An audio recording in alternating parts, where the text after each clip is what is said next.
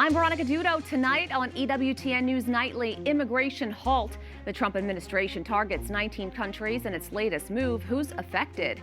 Vaccine debate. The CDC looks at making a big change to how children are vaccinated. We talk to an expert.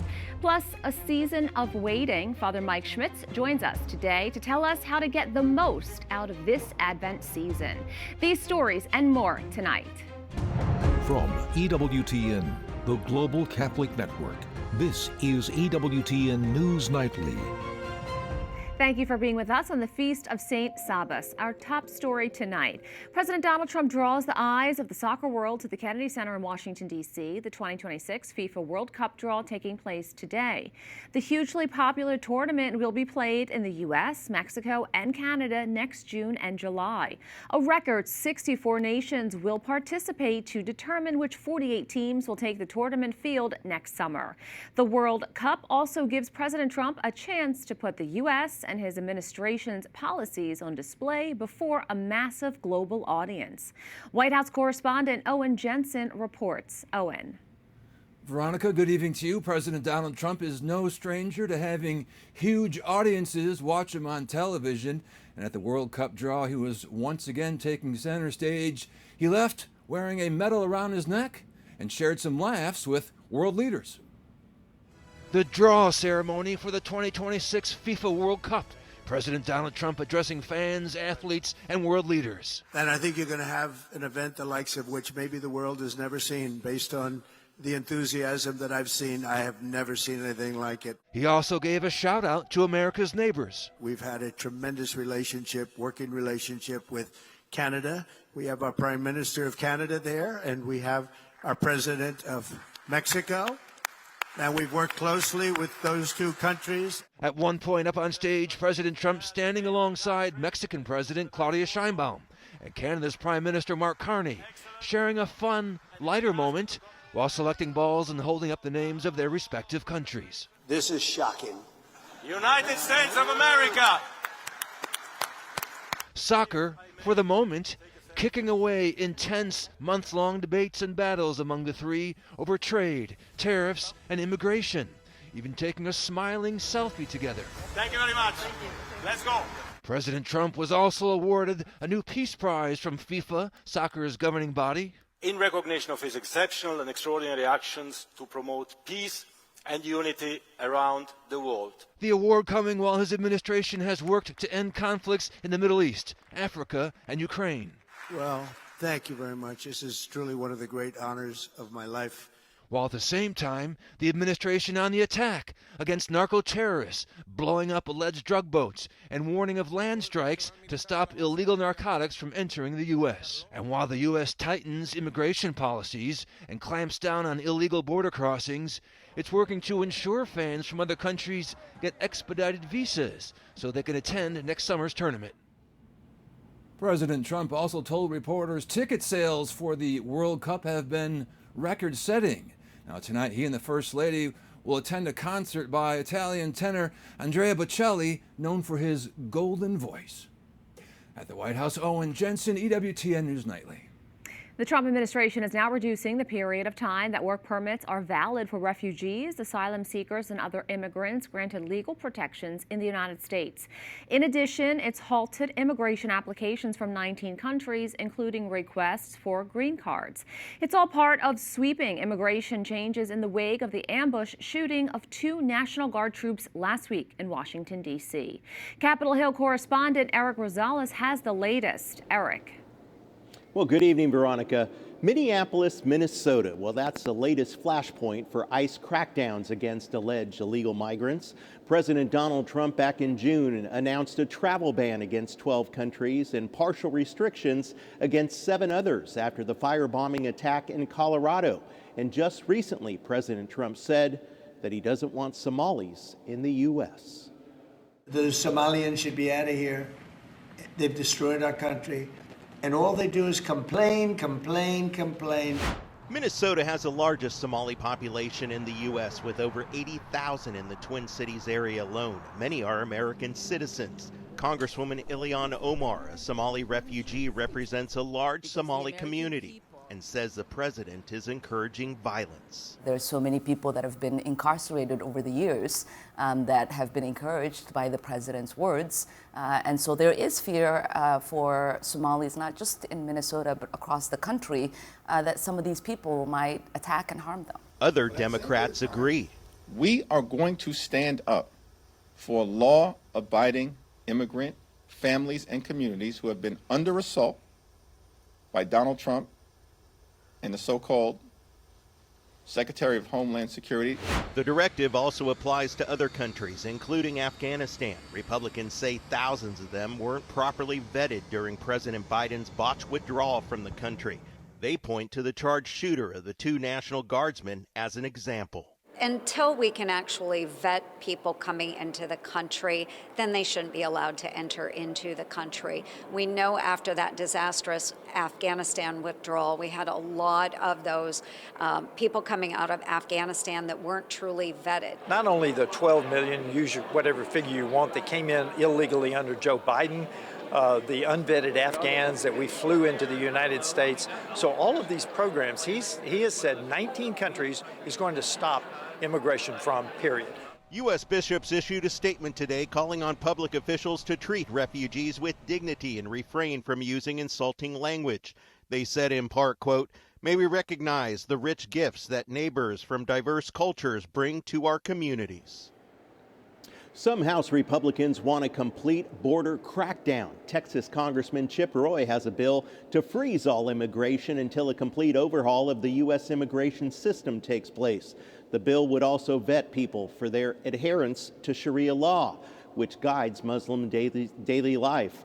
Those actions could pose a threat, some lawmakers say, to the U.S. Constitution. At the Capitol, Eric Rosales, EWTN News Nightly.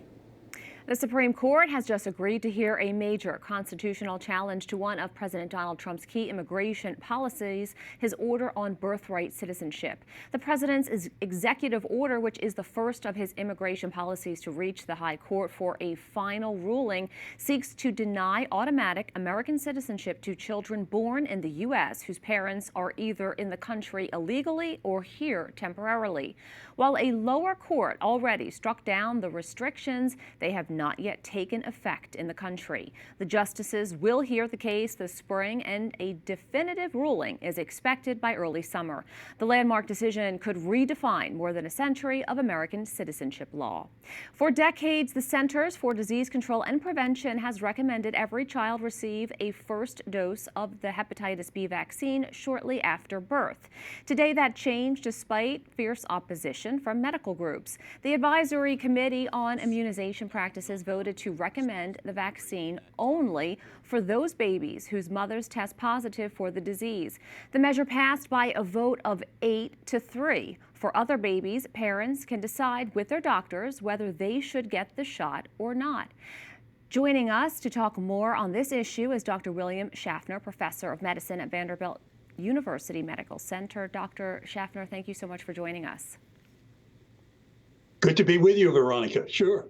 One of the main concerns of vaccine skeptics, including Health and Human Services Secretary Robert F. Kennedy Jr., is that they can cause autism. How important is it for scientists and the medical community to conduct safety reviews of the hepatitis B vaccine, and does more need to be done?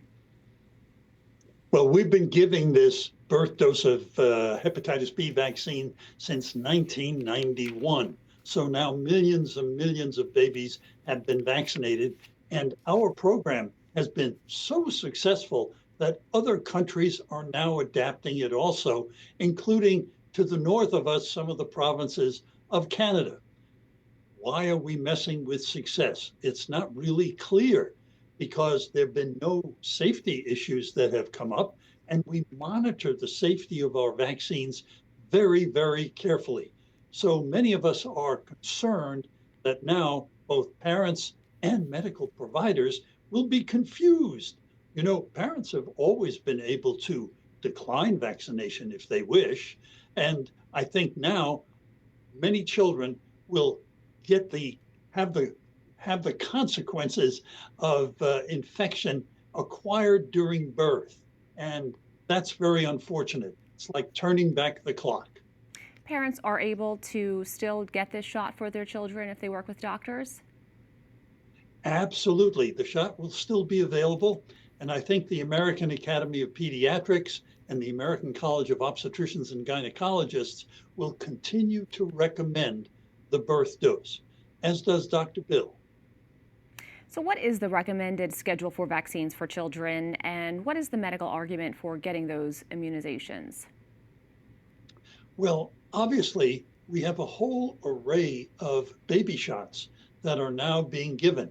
And that number has expanded over the years because medical science has provided more vaccines to prevent more diseases, which means that growing up in the United States and increasingly around the world is healthier than ever, much healthier when I was that young. So the American Academy of Pediatrics and other professional organizations look at the data very carefully, construct a schedule that we're using in the United States that's both effective and safe. Dr. William Schaffner, thank you so much. Thank you. The Supreme Court has temporarily backed Texas Republicans, allowing a new congressional redistricting plan to be used in next year's 2026 elections, including the March primaries. The map, which was encouraged by President Donald Trump, could boost Republicans by adding as many as 5 House seats.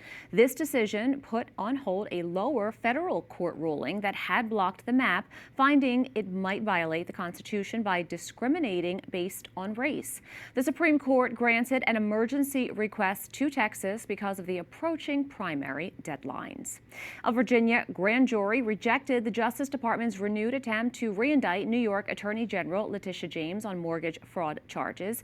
Prosecutors returned to the grand jury after a judge dismissed the initial case against James and former FBI Director James Comey, ruling the U.S. attorney who brought the charges, Lindsay Halligan, was illegally appointed amid pressure from President Trump. It is possible the DOJ could attempt to bring charges again. Russian President Vladimir Putin meets with Indian Prime Minister Narendra Modi in an effort to bolster relations between the countries. The leaders discuss supply chain deals with Russia, promising to provide oil to India. Russia is a reliable supplier of energy resources and everything necessary for the development of India's energy sector. We are ready to continue ensuring the uninterrupted supply of fuel for the rapidly growing Indian economy. The move comes after the U.S. placed tariffs on India to discourage them from buying Russian oil. Putin added that Russia is helping to build a nuclear power plant in India, and in turn, India has agreed to manufacture parts for Russian arms. We have a lot more still to come on EWTN News Nightly, hearing from the Holy Land. We speak to the Latin Patriarch of Jerusalem during his visit to the U.S. And how should we prepare for Christmas? Father Mike Schmitz has some Advent advice.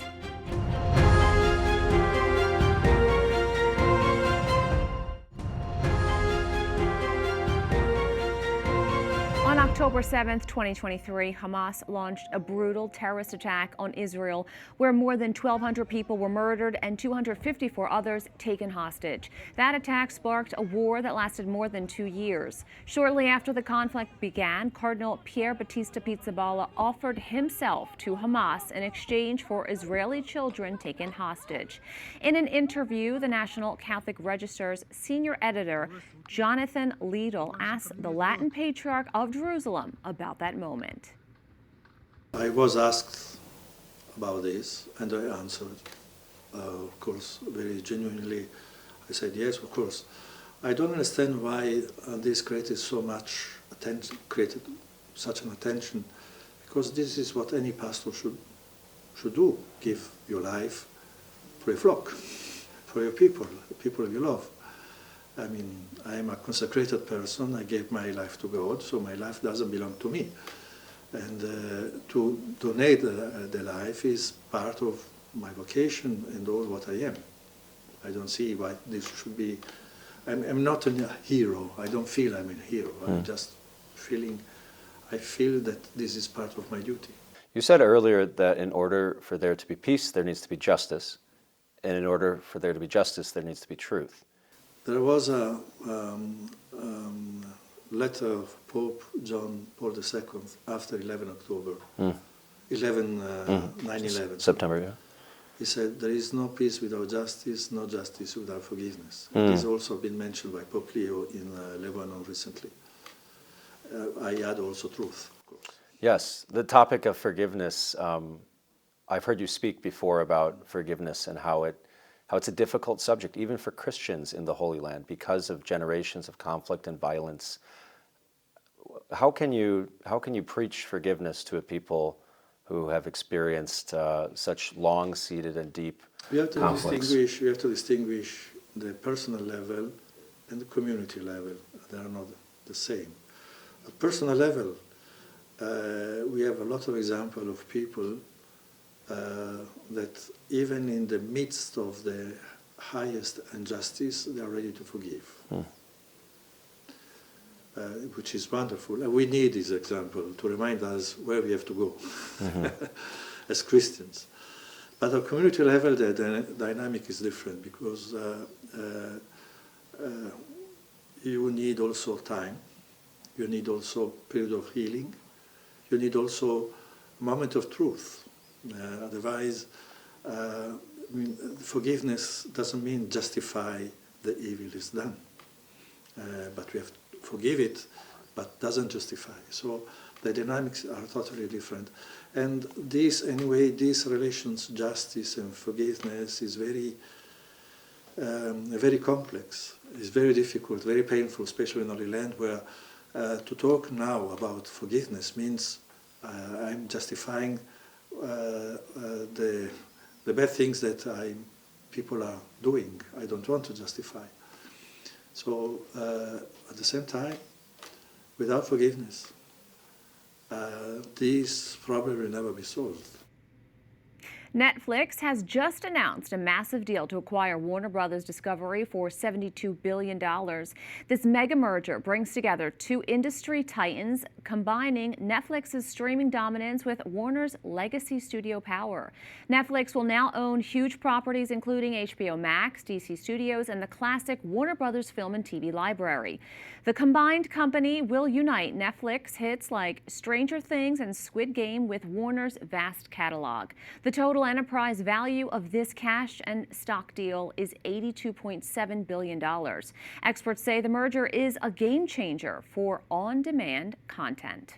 Up next on EWTN News Nightly, Waiting Well, Father Mike Schmitz shares his latest project to help the faithful get ready for Christmas.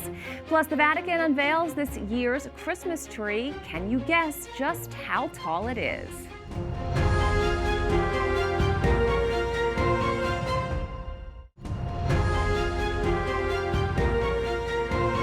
The Advent season has begun, which marks time for us to prepare spiritually for the arrival of Christ on Christmas Day. Father Mike Schmitz is making sure we spend the season by waiting well. It's a video series meant to help guide us through the Advent season. Joining us now is Father Mike Schmitz from the Diocese of Duluth in Minnesota. Thanks so much for your time. Absolutely. Thank you for having me. This Advent, you describe it not simply as a countdown to Christmas, but as an invitation to wait well. What does that mean, and why is it so important during Advent? That's such a great question. The heart of it is this. The heart of it is that we don't wait well, and yet we spend a majority of our lives waiting, which means we spend a majority of our lives wishing we were somewhere else, wishing we were doing something else. If you asked anyone a random question, just said, hey, if you could be anywhere in the world right now, doing anything in the world right now, where would you be? What would you be doing? Almost 100% of the time, someone says the same answer. And the answer is somewhere else. I'd be rather doing something else. And so we try to escape our lives, and our lives are happening now, even in the midst of waiting. And so Advent is this incredible time where we have to wait for Christmas. We have to wait to celebrate. We have to wait for family. We have to wait for all these things. And it reveals that we have a tough time waiting. That's why, we have Christmas parties tonight. And it's only, the 5 days, 6 days into Advent, because we don't wait. We want to be somewhere else. We want to be done. Now, you mentioned that how we wait shapes who we become. In your own work, have you observed a transformation in individuals or even yourself when intentionally embracing waiting? And what did that look like? Oh, completely. Absolutely. It's one of those situations where I also want to escape. Like, I'm no better than anyone else. What happens when I wait? I worry when I wait. I complain when I wait. I whine and I worry. And I realize, wait, if this is the declaration of faith is this. The declaration of faith is God wants to and is doing something with this moment. And so if I miss this moment, I'm missing on what God wants to do in this moment. If I'm waiting for the next moment, saying, well, when I get here, then God can make me holy. Or when I get there, then God can work on my life. The reality is, God wants to and is, in this moment, doing what I need in this moment.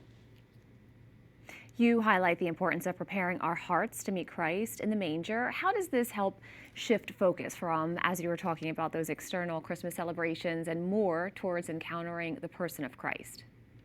Well, that's ultimately the question is, what am I waiting for?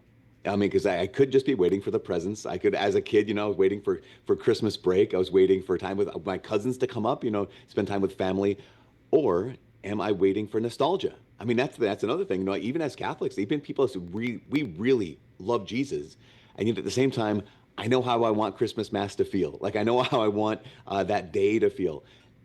Am I waiting for that, or am I waiting for the Lord? And so I think one of the things that this whole process of Advent and actually this whole series of Waiting Well is meant to do is meant to highlight the fact that, no, I'm actually waiting for the Lord. If I had nothing else, if I had no presents, no Christmas tree, no snow on the ground, no nostalgia, if I just had Jesus, would my heart be ready for just Jesus?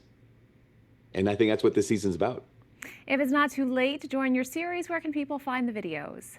Oh, there's at least 3 different places. We have a book called Waiting Well. We have the Sunday homilies from all the weekends of Sunday through Christmas. Online, they're going to be posted, at line when they're live. But lastly, the Ascension app. The Ascension app has all of these daily videos. As you said, it's not too late. There's a reflection for every single day. And if you're 5 days behind, no problem. You catch up really simply, really quickly. They're like 5 minutes long, but just something to walk with you every single day for the rest of this season. Father Schmitz, thank you so much for coming on today. Thank you. This year's Vatican Christmas tree has arrived in St. Peter's Square, marking the start of Christmas season in the heart of Rome. EWTN Vatican journalist Valentina Di Donato has more. The over 80-foot-tall Christmas tree has arrived in St. Peter's Square, marking the start of the festivities of the season. The majestic red fir tree, which arrived in St. Peter's Square, hails from the northern Italian province of Bolzano. The Vatican Christmas tree tradition began in 1982 with Pope John Paul II, when he received a spruce tree from a Polish farmer. And since then, the tree has been donated from a different European region as a sign of connection with the Vatican. The Diocese of Bolzano-Bressanone said that this year's spruce reaffirms the local church's spiritual and emotional bond with the Pope. This year's large-scale nativity scene will be donated by the Italian Diocese of Nocera Inferiore Sarno, and it is currently still under construction behind covering fencing in St. Peter's Square. The highly awaited 2025 nativity scene will honor Saint Alphonsus Maria di Liguori, who in Italy is famous for composing the well-known Italian Christmas carol Tu scendi dalle stelle, from starry skies descending. Then on December 8th, the 100 Nativity Scenes in the Vatican exhibition will be inaugurated for its 8th edition under the left colonnade of St. Peter's Square. This year's exhibition will feature pieces made by artists from various parts of the world, each an example of the artist's creative interpretations of the nativity scene. 23 countries from across the globe will be showcased in 132 nativity scenes. In Rome, Valentina Di Donato for EWTN News Nightly. We thank you for watching tonight. Remember, you can follow us on social media, Facebook, X, YouTube, and Instagram at EWTN News Nightly. I'm Veronica Dudo. Good night and God bless.